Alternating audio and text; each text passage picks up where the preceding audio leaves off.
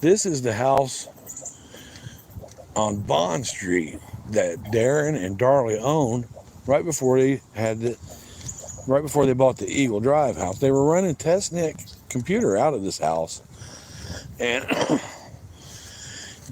it was after Darren sold it. He sold it to a woman named Corrine Wells.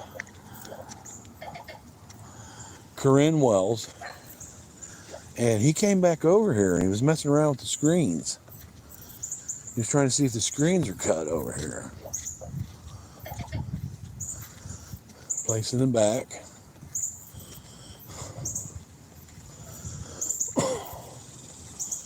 But this house is really nice too. So Darren would park right there probably. 4016 Bond. But he came back over here and he was kind of messing around with the screens on the house trying to see if they were cut. But they did run TestNet out of here, out of the living, him and Beja and Darren. Darlie, they ran it out of here until he made enough money where he could buy the house on Eagle Drive. Now, one of these neighbors from across the street knew Darlie, and she still lives here, but I don't know which house it is. And I don't remember her name, but I'm going to do a dry knock and see what happens. First, I'm going to knock on the door at Bond Street and see what we can do there. I don't want to freak people out, though.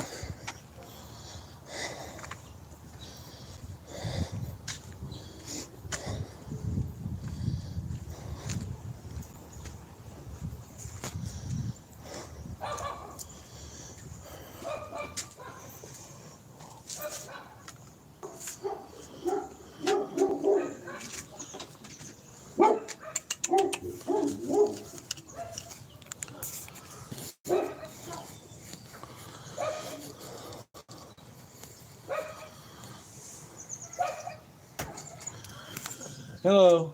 I don't want to freak you out or nothing, but I'm going to be walking back and forth around on the street. Okay. I'm taking footage of this house. You know who used to live here, don't you? Darren and Darlie Routier. Okay. Do you know who Darlie Routier is? Yeah. They used to live here. I'm doing a documentary about that. That's all. And I just want to let you know that I'll be on the... Oh, okay. Well, it's just polite. Okay. I can be on the street, but yeah, they ran their business out of here. Oh, okay. Yep. Okay. Okay, thank you. Sorry. All right. Thanks.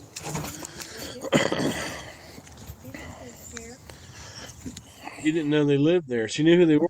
She said maybe this lady over here may know them.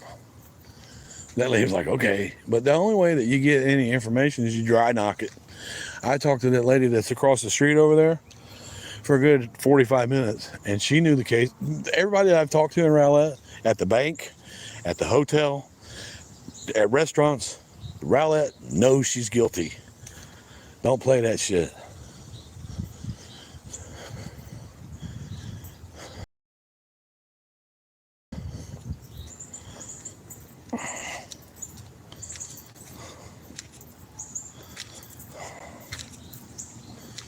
But this is where Darren was messing around with the window screens over here.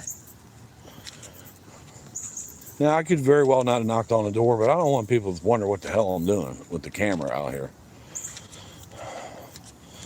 So I'm going to go up right there. That's your cute little house. 4016 Bond Street. Bond Street. So what I'm looking at here is 4016 Bond Street in Rowlett, Texas.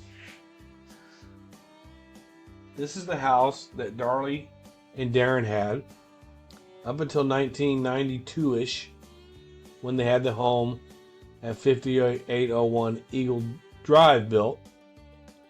Before that, they stayed at they had a small apartment, which I think I know where that is too. This is the house that they had that Darren went back to.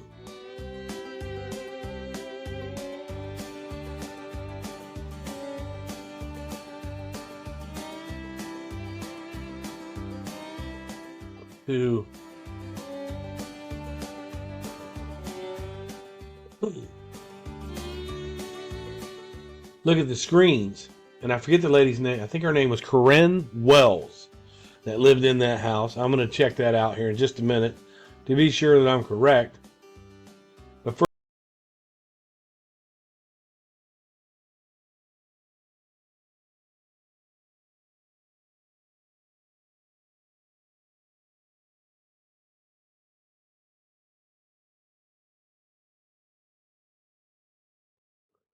The property on Bond Street was the Routiers' former home, which they had lived in before upgrading to the luxury house on Eagle Drive where the murders took place. The confusion also stems from the timeline surrounding December 3rd, 1996, several months after the crimes took place.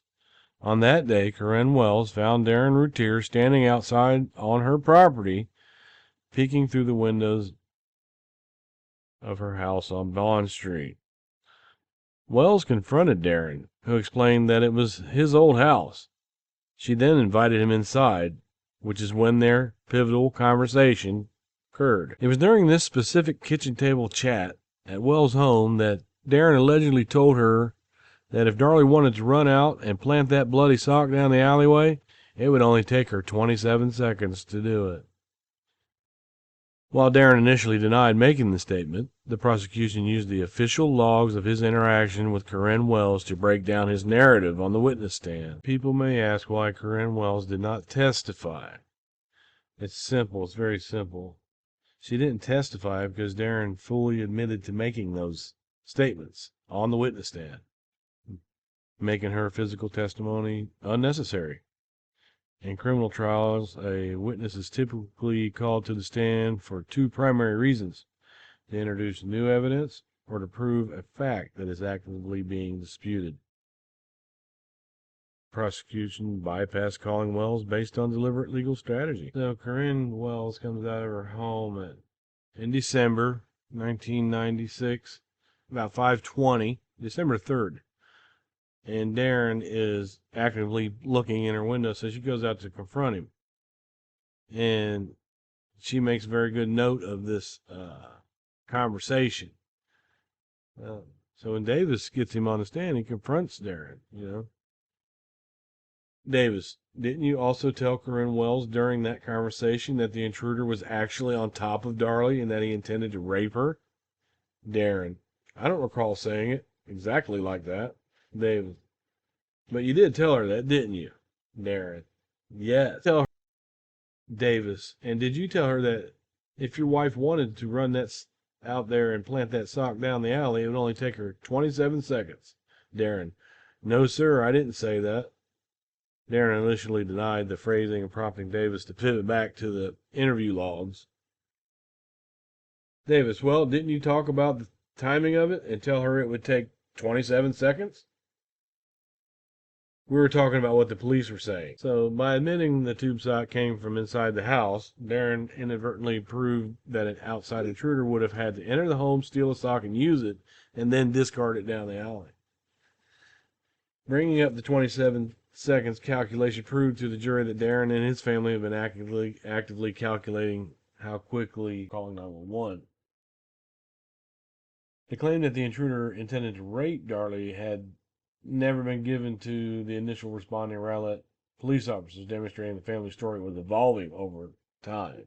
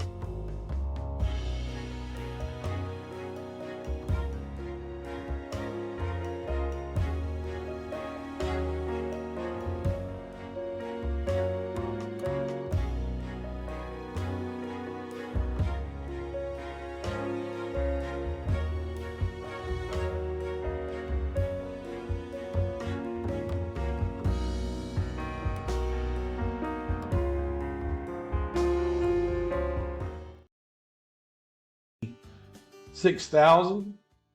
Let's take a look at it. Just for those of us that are curious about the whole case, details are important. Little things like this help.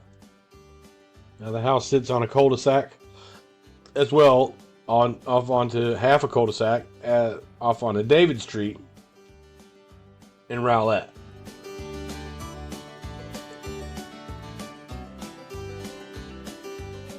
Nice little brick. I like the way that it has the 3 style hook right there, little ranch style.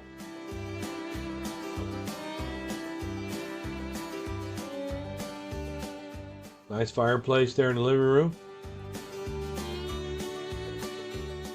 The house was built in 1985. Word has it that Darlie and Darin would sit and watch TV and put together the little parts for his company, Technique, where he ran it out of his own house for about a year.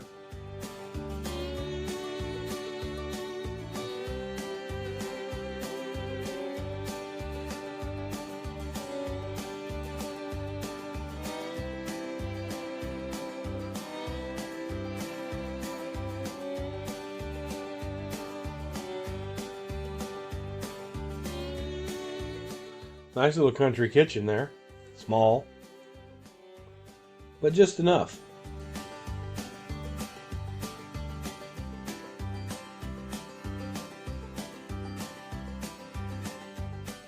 Nice little den, which would be appropriate for doing business. You know, getting your business together.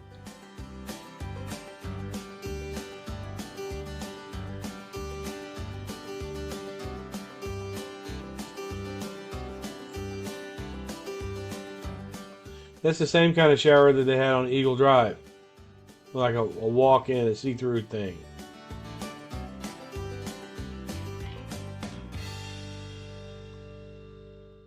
Kids' room.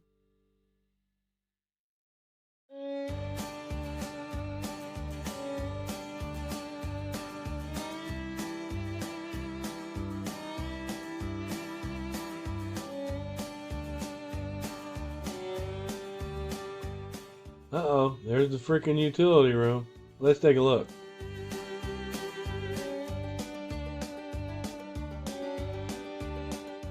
Like I said.